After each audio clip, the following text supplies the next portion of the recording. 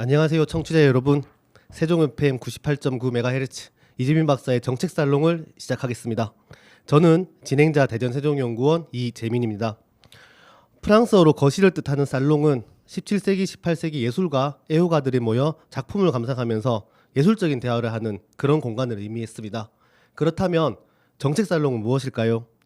세종시는 국가 균형 발전을 위해 조성된 신생도시로서 많은 공공기관과 연구기관이 밀집해 있는 곳입니다. 오늘도 이곳에서는 우리의 도시, 행정, 교통, 환경, 문화 등 다양한 분야에서 많은 연구가 진행되고 있습니다. 이처럼 이재민의 정책살롱은 세종시 또는 주변에 위치한 다양한 연구기관에서 산출되는 연구자료를 시민들에게 쉬운 언어로 들려드리는 살롱과 같은 편안한 공간입니다. 매주 다양한 분야의 정책을 연구하는 연구자를 모시고 이 연구의 시작과 동기, 내용과 맥락, 가치와 의미 등을 여러분께 쉽게 전해드리고자 합니다. 저는 대전세종연구원 문화정책연구와 지역학 연구를 담당하는 이재민이고요. 지금 여러분이 듣고 계신 방송은 세종 FM 98.9MHz 이재민 박사의 정책살롱입니다. 보이는 라디오 세종 FM 유튜브 채널과 함께하고 있습니다.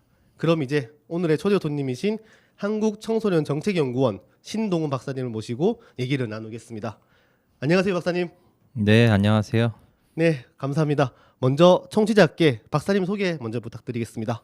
네, 저는 한국청소년정책연구원의 신동훈입니다. 저는 연구원에서 청소년 진로개발 센터장을 맡고 있고 동시에 오늘 소개할 다문화 청소년 종단 연구의 연구 책임을 맡고 있습니다.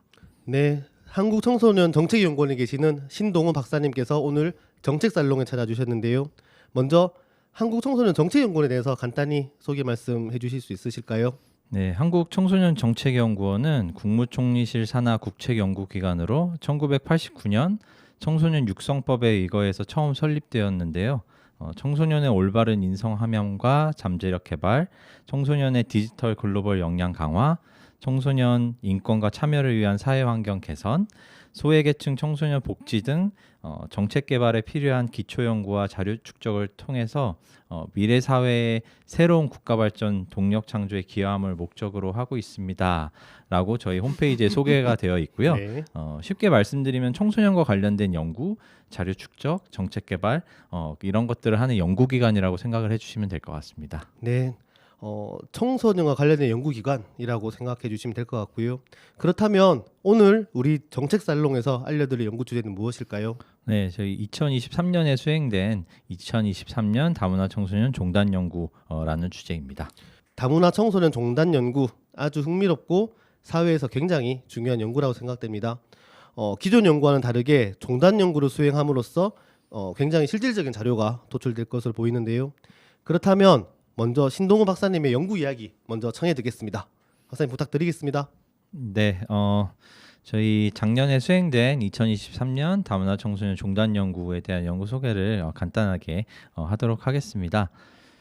네, 먼저 이 연구 개요부터 말씀을 드리겠는데요. 저희 연구 목적을 먼저 말씀을 드리면 저희 중점적으로 다루고 있는 것은 종단 자료 구축입니다. 그래서 저희 종단 자료 구축과 작년과 같은 경우에 종단 자료의 대상자가 되는 청소년들이 이제 초, 중 전환기를 이미 이제 막 지났던 청소년들이라서 초중 전환기 다문화 청소년의 어려움을 해소하기 위한 그런 지원 방안을 도출하기 위한 것을 또 다른 목적으로 삼았었습니다.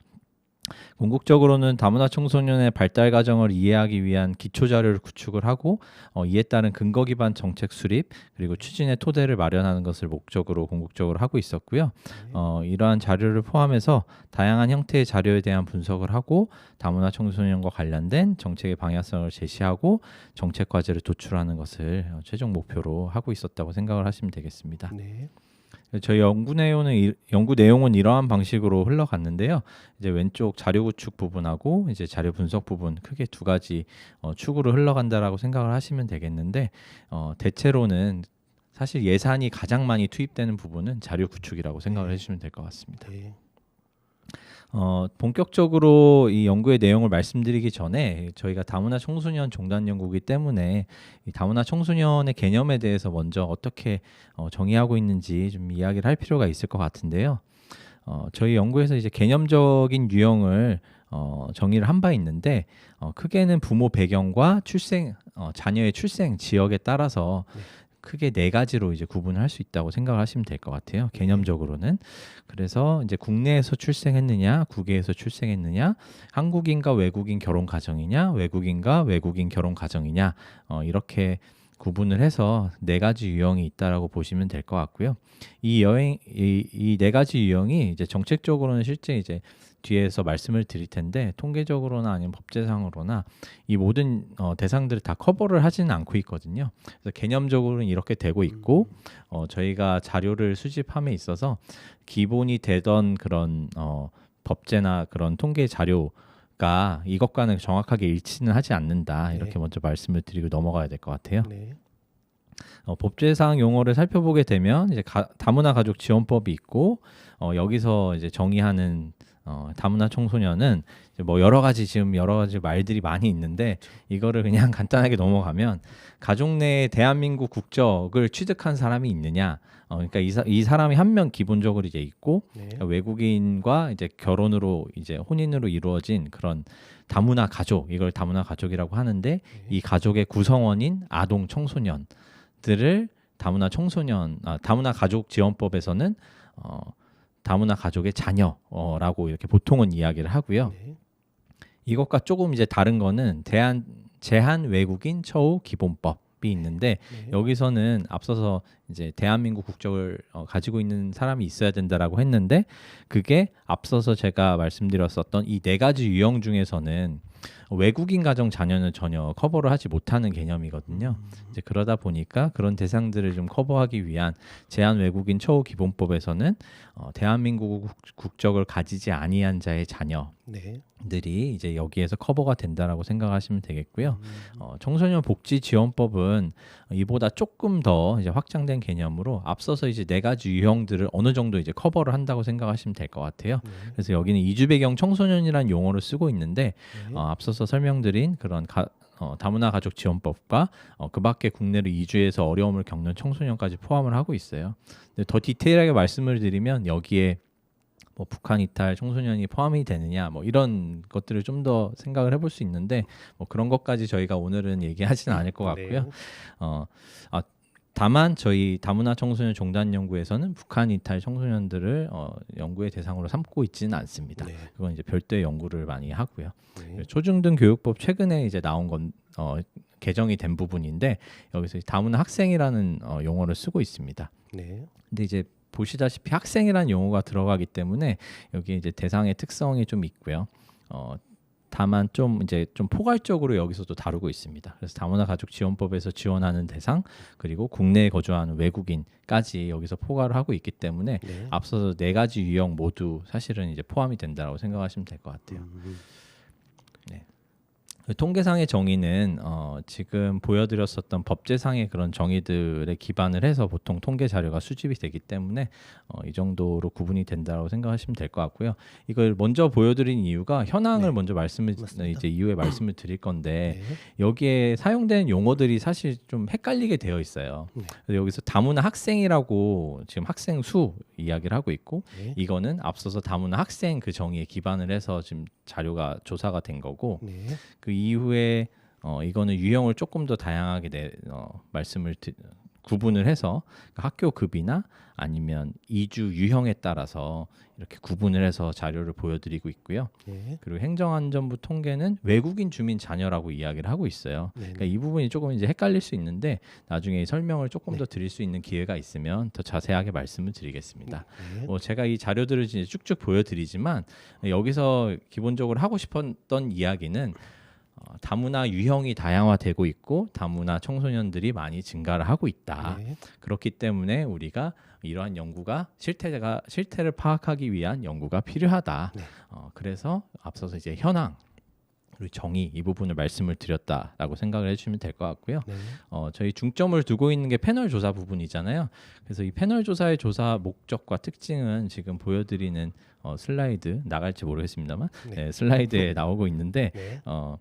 저희가 기본적으로 자료를 이제 조사하고 그거를 이제 발표하는 것은 어떤 객관적이고 체계적으로 우리가 어떤 현상을 이해하기 위한 목적이 강하잖아요. 이제 그런 성격을 가지고 있는데 이제 패널 조사 같은 경우엔 종단적으로 어떤 대상을 쭉 추적을 하면서 조사를 하기 때문에 네. 조금 더 인과관계를 분석하기 용이하다는 측면이 있습니다. 네.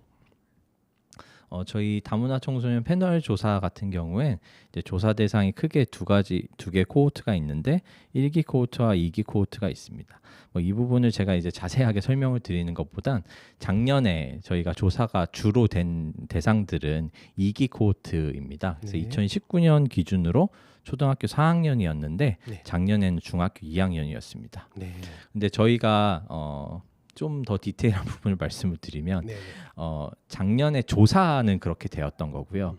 분석의 자료는 또 그 이전 해거든요. 그래서 중학교 1학년 시기에 조사가 된 내용을 분석을 하다 보니까 네. 네. 저희가 거기에 주제를 초중 전환기로 잡았던 것입니다. 조사 관리 부분인데 이건 이제 올해에도 조사를 저희가 하고 있기 때문에 종단 연구가 올해도 진행이 되고 있습니다. 그래서 그 부분을 이제 보여드리기 위한 자료고요.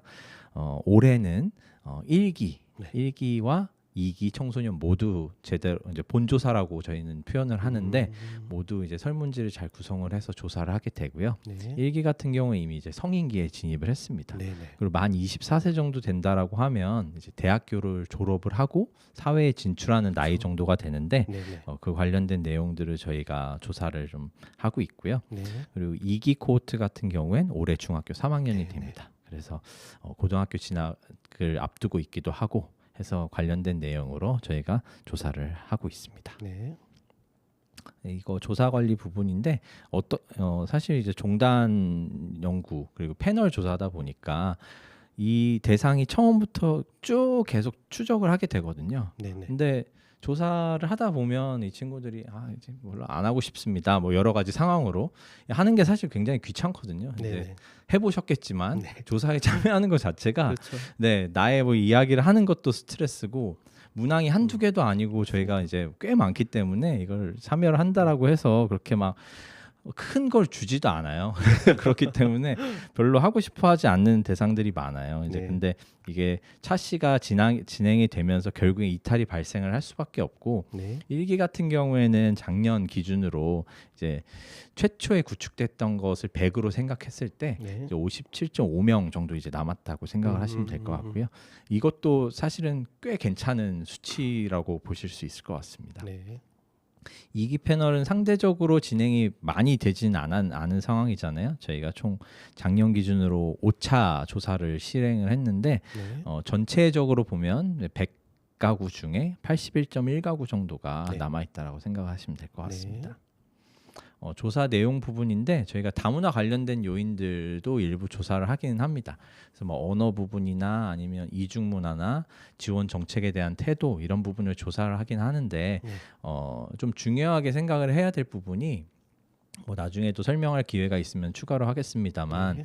다문화 청소년이라는 청소년 안에서도 굉장히 다양한 유형들이 있고 네. 앞서서 이제 개념적으로나 아니면 통계상으로나 그 안에서 그냥 국내에서 태어나서 자라고 있는 그냥 국제결혼 가정 하에 그런 친구들도 있고 또 다른 케이스들은 뭐 외국인 부모님들 완전히 네. 외국인 부모님들 사이에서 태어나서 자라고 나는 애들도 있고 네. 중간에 이제 외국에서 오는 애들도 있고 하기 때문에 이제 언어나 아니면 문화적인 거나 이런 부분에서 굉장히 많은 차이가 나요. 네. 네.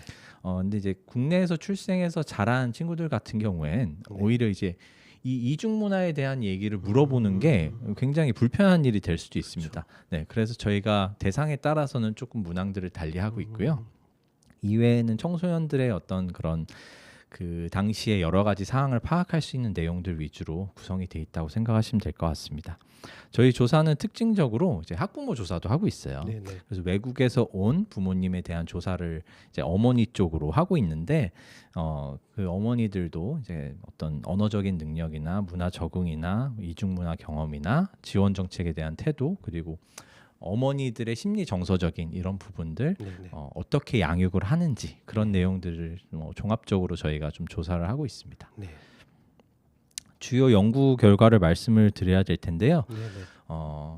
사실은 이제 저희 앞서서 말씀을 드렸다시피 저희 주된 연구의 목적은 자료를 구축하는 데 있기 때문에 이 분석 결과에 사실 뭐 엄청 네. 임팩트 있는 결과가 나오지 네. 않을 수 있습니다. 네.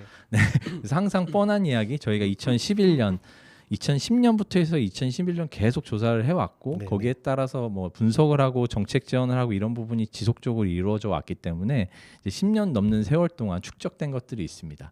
그래서 뭔가 새로운 이야기를 하기에 조금 이제 한계가 있는 부분도 있고요. 이미 구축되어 있는 자료를 분석을 해서 무언가를 이야기를 해야 되기 때문에 사실 뭐 또 뻔한 거 아니야? 하는 네. 얘기가 나올 수도 있습니다. 네, 그래서 이제 그럼에도 불구하고 작년에 이제 나왔던 결과를 몇 가지 말씀을 드리면 이거는 사실 다문화 청소년한테만 해당되는 얘기는 아닐 거예요. 이제 첫 번째는 학교 공부의 어려움이 초중 전환기에 가속화된다라는 점입니다. 네. 초중 전환기에 그 학교 공부에 대한 게 어려움이 이제 확 늘어나면서 학교 성적이 급락되는 그런 케이스들이 있는 것 같고요. 저희가 그 패널 자료다 보니까 기존에 축적된 데이터들을 모아서 분석을 해봤습니다. 그래서 초등학교 4학년부터 중학교 1학년까지의 학교 적응의 변화 양상에 따라서 유형화를 좀 해봤는데 네. 이제 크게는 세 가지 집단으로 나오는 것으로 네. 도출이 되었어요. 네. 뭐 그래서 어느 정도 이제 중간 정도로 유지가 되는 집단, 조금 높았다가 약간 떨어지는 집단, 네. 그리고 낮았다가 좀 높아지는 집단 이렇게 세 가지 집단이 나왔었는데 그러면 결국에는 다 비슷해진 거네?라고 그럼 괜찮은 거 아니야? 라는 생각을 할 수가 있겠죠. 그래서 조금 더 그래서 들여다 보니 낮은 적응력을 보이다가 마지막에 비슷해진 집단 같은 경우에 그랬음에도 불구하고 나중에 그런 어떤 삶의 만족이나 우울 수준에 있어서는 여전히 좀 낮은 수준으로 분류가 되더라. 네. 이런 결과가 나와서 그런 부분을 좀 특징적으로 이야기를 할 수가 있을 것 같고요. 세 번째, 네 번째 같은 경우에는 이제 다문화 청소년들의 진로 관련해서 저희가 좀 살펴봤었는데 네. 그 이중 정체성이라고 할 수 있는 뭐 그런 것들을 가진 청소년들이 진로 결정성에 있어서 좀 유연한 태도를 보이더라라는 결과와 한국 사회에 대한 인식 수준에 따라서 한국에서 학업을 지속하고자 하는 그런 의지가 좀 달라지더라 네. 하는 결과 정도 생각을 해볼 수 있을 것 같습니다. 네. 제가 좀 이제 길게 얘기를 하고 있는 것 같은데 네. 조금 더 빠르게 진행을 네. 하면 조금 잘라주시면 네. 됩니다. 네. 패널 자료 분석 결과 이거는 사실 패널의 종단적인 거를 어떻게 체계적으로 엄청 엄밀하게 분석을 했다라기보다는 그 일기의 결과 일기도 저희가 쭉 조사를 해왔기 때문에 네. 그 작년 기준으로 중학교 2학년일 때 시기에 어떤 결과값과 그 2기 패널의 결과값하고 비교를 해볼 수가 있거든요. 네. 네, 그러다 보니까 좀 집단 괴롭힘 피해 경험이 어땠는지 이거를 좀 이야기를 하고 싶었어요. 그래서 기존보다 집단 피해 경험이 늘었을 것인가, 이전보다, 네. 아니면 뭐 어떤 다른 청소년들의 그런 다문화에 대한 수용성이나 인식이 많이 개선이 되면서 이런 부분이 좀 괜찮아졌을까? 네. 이 부분이 좀 궁금했었는데 사실 보시면은 초록색 부분이 이제 국제결혼 일기는 국제결혼 가정 자녀만 들어가 있었거든요. 네. 그래서 직접적인 비교는 2기의 국제결혼 가정이랑 돼야 될 텐데 네. 그러니까 초록색과 빨간색 부분 막대를 비교해 보시면 전반적으로 이제 2기 패널에 국제결혼 가정 자녀들의 그런 피해 경험들이 상대적으로 낮게 나타났다. 네. 그래서 사회가 그래도 조금 나아진 게 아닌가? 네. 라는 희망적인 이야기를 하고 싶었고요. 네. 그리고 심층 면접도 저희가 실시를 했었는데요. 네, 뭐 네. 가족이나 친구 관계, 학업 진로, 어머니 학교 상호작용 이런 내용들에 대해서 전반적으로 좀 물어봤었고 네. 사실 이게 어떤 다문화 청소년의 특징적인 부분이 반영이 되어서 네. 그 부분에 의해서 뭔가 막 크게 다른 부분은 뭐 말씀드릴 만한 게 뭐 그렇게 많지는 않고요. 다만 이제 어떤 한국어 활용 능력이 좀 떨어지는 네. 청소년들이 있거든요. 근데 이 경우에는 이 초중 전환기에 굉장히 학업 난이도가 올라가기 때문에 네. 그걸로 인한 편차가 더 벌어질 수가 있고 네. 어떤 문화적인 차이나 이런 부분이 영향을 미칠 수 있다. 그리고 어머니들 같은 경우에는 이거는 그 비다문화 어머니들도 비슷하게 생각할 수도 있을 것 같아요. 네. 근데 초등학교에는 굉장히 선생님하고 밀접하게 막 뭐 교류하고 좀 더 많이 가고 이랬었는데 이제 중학교 가면서 사실 학교에 좀 더 맡기는 그런 경향이 있기는 하거든요. 네. 그러니까 이런 경향이 좀 더 많이 나타나는 것 같다. 이 정도의 결과라고 생각을 해주시면 될 것 같고 네. 이거는 이제 문화적인 차이로 인해서 조금 불편함을 겪었던 그런 사례를 제가 간단하게 보여주기 위해서 가져왔고요. 네. 정책 제언 부분인데 이거는 뭐 사실 재미가 없을 것 그렇죠. 같습니다. 네, 그래서 이런저런 이야기를 했다 네. 정도로 생각을 해주시면 될 것 같아요. 네. 네, 그래서 이 정도로 저희 연구 소개는 마무리하도록 하겠습니다. 네, 네. 감사합니다. 바로 박사님과 얘기를 조금 나눠볼 텐데요. 먼저 이 연구가 시작하게 된 배경이 어떻게 되시고 그리고 이 연구를 통해서 무엇을 얘기를 하고 싶으셨는지 말씀 부탁드리겠습니다. 네, 이 연구 소개에서 말씀드렸다시피 이 종단 연구에서 중점을 두고 있는 것이 이제 종단 자료의 축적이라고 네, 할 수 있습니다. 네. 그래서 종단 자료는 횡단 자료하고 달리 동일한 대상들을 추적해 가면서 조사를 하기 때문에 그 앞선 경험 그리고 이후의 어떤 변화들의 인과성, 관련성을 보기에 용이하다는 장점이 있는데요. 네. 다만 앞서서 말씀드린 것처럼 동일한 대상을 지속적으로 추적을 해야 되기 때문에 네. 네. 비용적인 측면에서 좀 어려운 부분이 있습니다. 네. 네. 그래서 이제 그러다 보니까 종단 연구는 연구기관에서 보통 이제 1개에서 2개 정도 그렇죠. 운영을 하는데요. 네. 사실 많이 수행되는 형태의 연구는 아니죠. 네. 저희 연구원에서는 종단 연구를 크게 이제 2개 하고 있는데 1개는 아동 청소년 패널 조사고 다른 1개가 지금 소개드리는 네. 다문화 청소년 패널 조사입니다. 다문화 청소년 패널 조사를 메인으로 하는 것이 바로 오늘 소개드린 네. 다문화 청소년 종단 연구고요. 그 저희 다문화 청소년 종단 연구는 그 2010년에 실시한 예비조사 성격의 연구 그리고 패널 조사가 본격 포함된 2011년 이래로 계속 현재까지 이어져 오고 있고요. 시기적으로 이때가 계산을 해보면 2000년대 초중반부터 증가를 한 그 국제결혼 가정 자녀들 이 친구들이 초등학교에 입학해서 이제 어느 정도 조사에 참여할 수 있는 그런 나이 연령대가 되고 있던 때거든요. 저희가 조사가 가능한 시기를 초등학교 4학년 정도로 보고 있습니다. 그래서 그 정도가 되던 때라서 그 당시에 사회적 관심도도 높아졌고 네. 연구의 그런 필요성도 제기가 돼서 저희 이러한 청소년들이 한국 사회에서 어떤 경험을 하고 네. 어떻게 성장하고 있는지 그런 걸 파악하고 관련된 정책을 개발하기 위한 목적으로 이제 연구가 실시가 되었다 네네. 생각을 해주시면 되겠고요. 최근에는 그 다문화 청소년 내에서도 우리가 일반적으로 많이 생각하는 국내에서 태어나고 자라는 그런 국제결혼 가정뿐만 아니라 외국에서 거주하다가 중도의 한국으로 들어온 청소년 그리고 한국에서 성장하고 있는 외국인 가정 자녀 이들의 수도 상당수 있기 때문에 실태 파악이 필요하다 이런 목소리가 있었고 네. 그래서 저희가 지난 2019년에 새로운 기술을 이제 런칭을 해서 2기가 되겠죠. 말씀드렸었던 조사를 해오고 있고 네. 이들이 주된 대상이 됐던 것이 2023년 다문화 청소년 종단 연구입니다. 네. 그래서 제가 2010년부터 진행된 연구를 제가 그렇게 나이가 많이 들어오진 않잖아요. 그래서 다 수행했던 건 아니고요. 저희 네. 원에 네, 네. 양계민 박사님이라고 네, 네. 계시는데 네. 2020년까지 대부분의 연구를 수행을 하셨고요. 네, 네. 저는 작년부터 연구 네. 책임을 맡아서 연구를 진행하고 있습니다. 네, 감사합니다. 사실 그 다문화라는 개념은 한국 사회에서 매우 중요하게 다뤄져야 된다고 생각합니다. 사실은 뭐 선진국 대열에 우리나라가 들어섬으로써 국제결혼 등이 이렇게 활발해질 수도 있고요. 그리고 어떻게 보면 인구가 줄어들고 있는 상황에서 이제 하나의 방안으로서 이민 정책도 부각되고 있는 상황이기 때문입니다. 그래서 여기 더욱이 또 청소년이라면 그 중요도는 더욱 커진다고 할 수 있겠는데요. 전 6번 슬라이드 내용을 조금 흥미롭게 봤습니다. 사실 다문화라고 한다면 한국인과 외국인 결혼 가정의 자녀만 생각하기 쉬웠었는데 이외에도 여러 가지 기준에 의해서 좀 다양하게 나타나고 있구나라는 생각이 좀 들었거든요. 혹시 이 부분과 관련해서 박사님의 생각은 어떠실까요? 네, 그 용어 관련된 문제는 좀 이제 까다로운데요.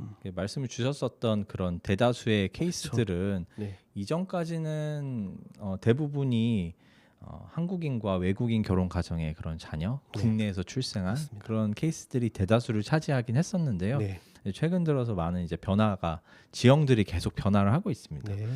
그러한 점이 과연 잘 용어상 반영이 되어 있느냐 네. 이런 부분이 좀 어려운 부분인데 현실적으로 그걸 많은 대상을 커버하는 것이 다문화 가족 지원법이라고 생각하시면 될 것 같고요. 네. 그러니까 외국인 가정 자녀도 사회의 구성원이자 네. 또 이런 친구들 왜 지원해야 돼? 라는 의문이 다시 당연히 들 수 있는데 저희가 유엔 아동 권리 협약에 의해서 이제 네네. 충분히 이제 지원이 대상이 되는 친구들이기 때문에 네. 이를 커버할 수 있는 게 앞서서 소개해드렸었던 제한 외국인 처우 기본법이라고 생각을 하면 될 것 같고요. 네. 그 이 법제상 조금 구체적인 내용들이 달라서 지원의 범위나 네네. 내용들이 실질적으로 좀 다른 점을 지적을 할 수가 있겠고요. 네. 그 청소년 복지 지원법이나 초중교육법 이런 것들은 좀 포괄적인 의미로 네. 말씀드렸던 것처럼 뭐 이주 배경 청소년이나 네. 다문화 학생 뭐 이런 용어를 쓰고 있습니다. 네. 이제 포괄적이라는 의미는 앞서서 말씀드린 국제결혼 가정 자녀나 아니면 외국인 가정 자녀 네. 뭐 이런 대상을 모두 포함할 수 있다는 의미로 생각할 수가 있을 텐데 네. 이제 청소년이라는 용어 그리고 네. 학생 이러한 용어가 일정한 기준이나 뭐 네. 상태의 기준을 이렇게 설정을 하고 있기 때문에 네. 이러한 점에서는 여전히 이제 사각지대가 발생을 할 수 그렇죠. 있다. 이 점을 네. 말씀을 드리고 싶고요. 네. 이제 통계상 용어는 뭐 이제 법제상 쓰고 있는 거랑 그렇게 네. 크게 다르지 않은데 좀 헷갈리는 용어가 특히 헷갈리는 용어가 그 행정안전부 통계 중에 외국인 주민 자녀라는 표현을 네, 쓰고 네. 있어요. 그러니까 이 표현을 쓰면 어떤 생각이 드시나요? 외국인 사이에서 태어난 자녀라고 생각이 드는데요. 네네. 네. 이제 그렇게 당연히 네. 들기 쉬운데 네. 그 통계 자체는 대부분이 그렇습니다. 네. 네. 외국인에 대한 얘기를 하고 있는데 네.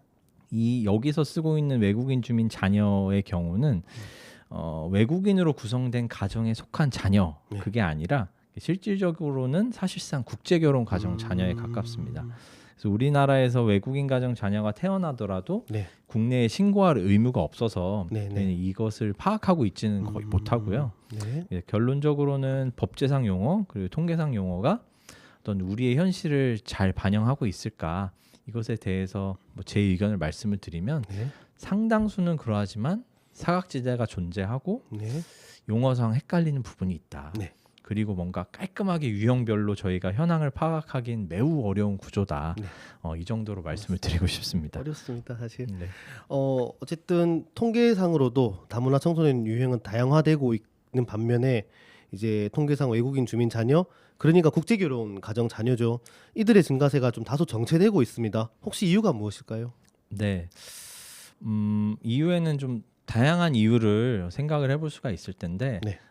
기본적으로는 절대적인 다문화 혼인 건수가 줄어들고 있고요. 네. 사회 전반에 걸친 저출산 뭐 기조가 네. 여기에 영향이 있는 것으로 보입니다. 그래서 워낙 2000년대 그의 초반에 이전에는 다문화 가정 자녀 자체가 네. 별로 없어서 네. 네. 이제 그 이후에 태어난 아이들이 어느 정도의 연령대로 성장할 때까지 네. 0에서 18세 이때까지 연령엔 국제결혼 가정 자녀의 수가 그래도 이제 증가할 것으로 예상이 되는데요. 네. 이제 이 친구들이 그 연령대를 다 채웠다. 네. 어느 정도 있으면 다 채울 거 아니에요? 네, 이전에 없었던 것들을. 네. 이제 그러면 상당수가 이제 28세를 넘어가고 이러면 절대적인 수를 고려했을 때 0에서 18세에 해당되는 아이들은 뭐 제 예상으로는 30에서 한 35만, 지금 한 28만 이 정도로 네네. 되고 있는데 네. 30에서 한 35만 사이쯤에서 좀 정체가 되다가 네. 또 지금 저출산 뭐 다문화 혼인 건수 낮아지는 그 이후에 태어난 아이들이 채워지기 시작하면 또 조금 감소가 되지 않을까 네. 그렇게 예상을 하고요. 네. 근데 이제 생각을 해야 될 것은 이것이 이제 국제결혼 가정 자녀에 한정된 내용이고 네. 네. 외국인으로만 구성된 가정의 자녀한테는 해당되지 않는 내용이다. 이 점을 좀 확실하게 해야 될 것 같고요. 네. 전반적인 추세로 보면 외국인 가정 자녀, 네. 이제 국제결혼 가정 자녀가 아닌 우리가 네. 통상적으로 생각하는 외국인 간으로 구성된 외국인 가정 자녀는 앞으로도 좀 계속 증가할 수 있고 증가할 요인도 지금 충분히 있다 이렇게 네. 생각이 됩니다. 그 연구 결과에 관해서 이야기를 좀 나누는데 이중 정체성을 가진 청소년이 이제 진로 결정에서 유연한 태도를 보이고 타국에서의 삶을 원하는 경향이 나타났다고 했습니다. 이게 어떤 의미일까요? 네, 사실 이중 정체성을 지닌다는 것은 한국인과 부모님 출신 국가에 대한 정체성을 모두 갖는다는 것인데, 네네. 그러니까 이러한 정체성을 갖는 아이들일수록 한국이 아닌 다른 나라에서 학업이나 일자리를 갖는 것에 대해서 더 긍정적으로 생각한다라는 건데 이걸 어떻게 해석할 것이냐 문제가 있을 것 같아요. 그래서 교육적으로는 요즘에 이제 한국에 동화될 수 있도록 한국인의 정체성을 갖는 그렇게 갖도록 하는 교육 방식이 더 이상 긍정적이지 않다는 인식이 있고 그렇게 그런 교육 방식은 지양이 되고 있는데 그 결과로 사실 이중 정체성을 지닌 아이들이 더 많이 늘어날 수가 있겠죠. 그러니까 이렇게 늘어나는 아이들을 국가적으로 봤을 때는 네. 이 청소년들이 점점 해외로 만약에 많이 빠져나간다 네네. 하면 굉장히 저출산 시대에 뼈 아플 것 같은데 그렇죠. 이거를 좀 다르게 볼 필요가 있을 것 같습니다. 그래서 네. 청소년이 한국에 대해서 부정적인 인식으로 어떤 타국에서의 삶을 원하는 것이 아니라 네네. 이제 더 다양한 기회의 가능성을 갖게 되고 거기에 따른 더 유연한 사고를 하는 청소년들이 이러한 교육을 통해서 늘어난다라고 생각을 할 수가 있겠고 네. 궁극적으로는 사실 어디에 살든 지금 당장 한국에서 일자리를 채우고 세금 내고 이런 게 중요한 게 아니라 네. 좀 더 궁극적으로 더욱 거시적으로 나중에 네. 여러 형태로 한국 네. 사회에 더 기여할 기회가 많이 있다라고 네. 이제 저는 생각을 하고 있습니다. 네. 감사합니다. 그 심층 면접을 진행하셨는데요. 이 부분이 굉장히 좀 생동감을 좀 끌어올렸다고 생각을 좀 합니다. 이 부분에서 혹시 추가적으로 해주실 말씀이 있으실까요? 사실 이제 저희가 인터뷰를 했던 대상들의 상당수는 네. 한국에서 나고 자라고 그런 친구들도 있었고 이제 뭐 저희가 유형 구분을 했었는데 대부분의 다문화 청소년들이 그 비다문화 청소년들과 그렇게 크게 막 엄청 다르지는 않습니다. 네. 다만 이제 어려움들이 중첩이 되고 자원의 한계 이런 것들이 되면서 더 큰 어려움을 겪는 그런 사례들도 분명히 있긴 하거든요.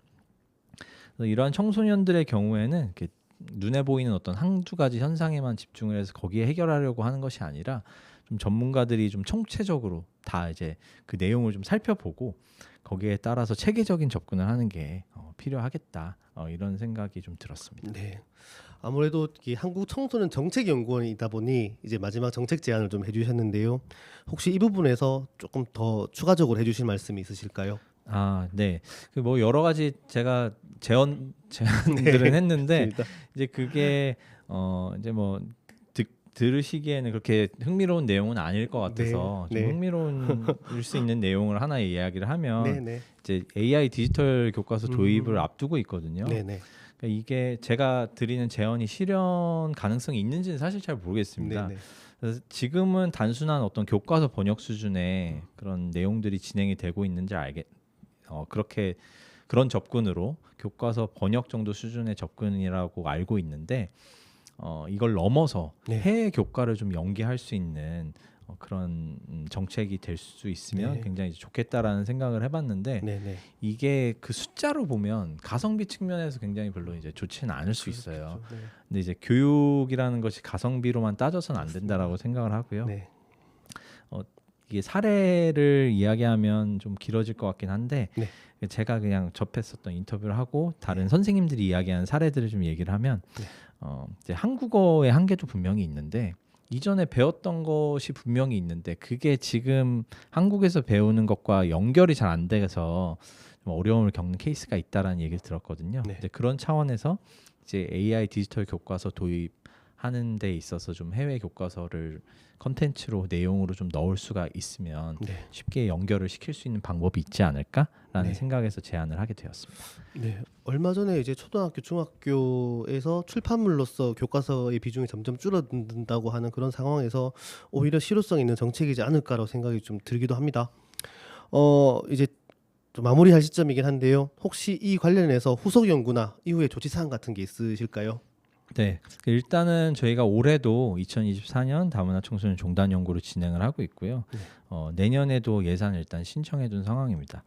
그리고 저희 원에서 이제 상당수의 다문화 청소년들이 앞서서 보셨다시피 이제 노동시장에 진출하고 그런 시기라서 이와 관련된 연구의 필요성이 높다는 점에서 관련 연구도 저희가 이제 추진을 하려고 하고 있습니다. 네. 혹시 이 연구에 담지 못했지만 꼭 하실 말씀이 있으시다면?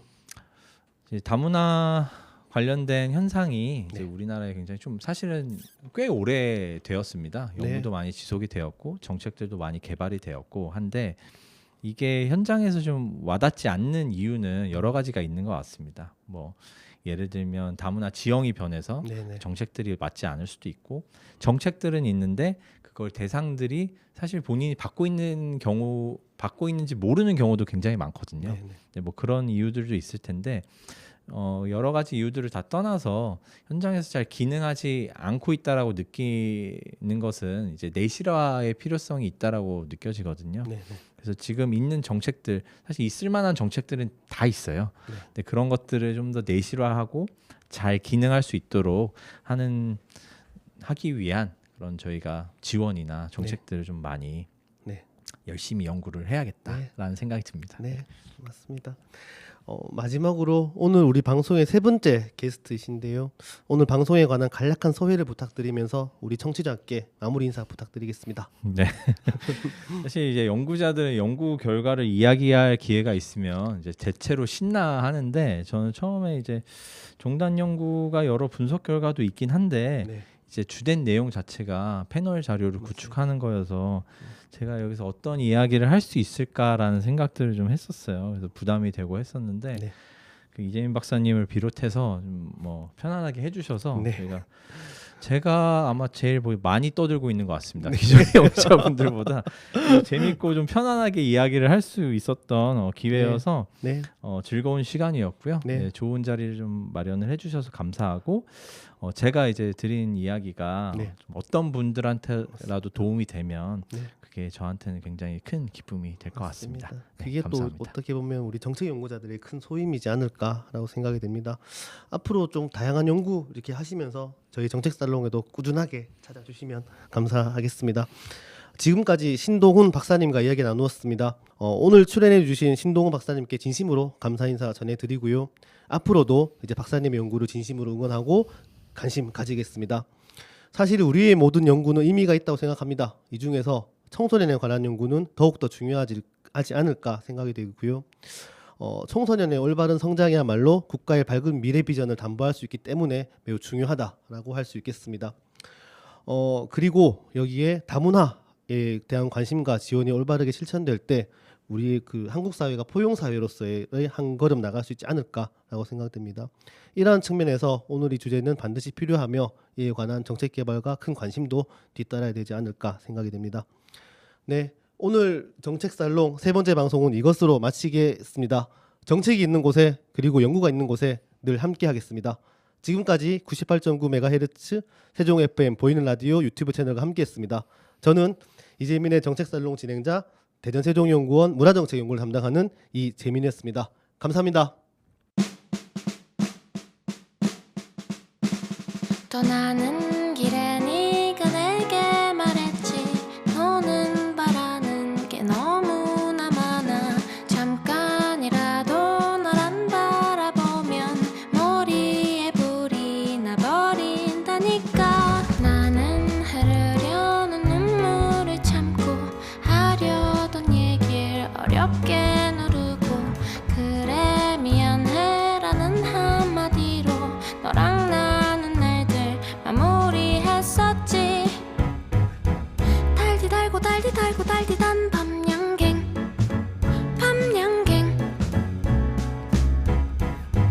내가 먹고 싶었던 건 달디단 밤양갱 떠나는 길에 네가 내게 말했지 너는 바라는 게 너무나 많아 아냐 내가 늘 바란 건 하나야 한 개뿐이야 달디단 밤양갱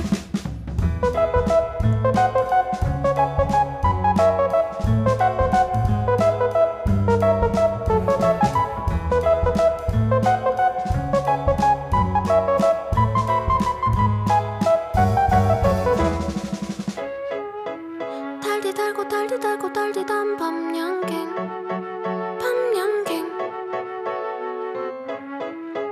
내가 먹고 싶었던 건 달디단 밤양갱